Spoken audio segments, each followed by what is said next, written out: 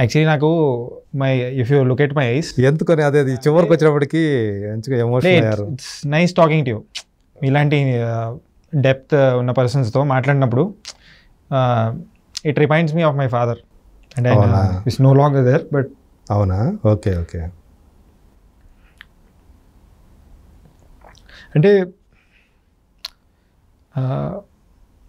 Similar డొమైన్లో ఉన్న persons కలిసినప్పుడు అంటే మన వాళ్ళు అనే ఫీలింగ్ వస్తుంది. అదేనండి, okay. So I could share everything with you and you understand it. అవును, తెలుస్తుంది నాకు. సో అందుకే ఐఎమ్ బికమింగ్ ఎమోషనల్. కానీ మాత్రమే ఉండాలి ఇప్పుడు. అంటే ఇదేదో కాంట్రవర్సీ జరుగుతుంది, ఇవన్నీ పిచ్చలైట్. కానీ ఏమో I felt your like my family. Okay, thank you. అంతే సార్, థ్యాంక్స్. అంటే మీ అంత ఎమోషనల్ అంటే మీరు ఇందాక చెప్పారు కదా, మ్యారేజ్ గురించినప్పుడు నేను ఎమోషనల్ పర్సన్ ఎందుకునే కిడ్స్ వద్దు అనుకుంటాను ఇట్లాంటివి ఏమో చెప్పారు కదా, దాన్ని బట్టే అర్థమవుతుంది. ఎందుకు నాన్నగారికి ఏమైంది? అంటే he died of cancer, prostate. Okay. నేను ఎలా జంపాల వర్క్ చేస్తున్న టైంలో అమలాపురంలో ఉన్నప్పుడు I got a call.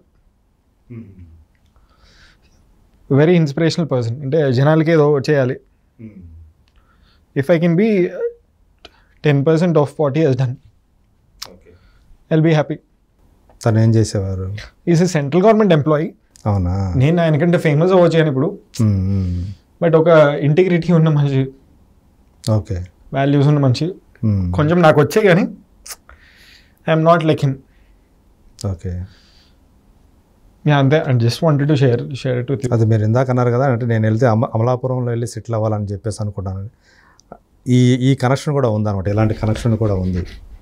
Okay, so sorry for your loss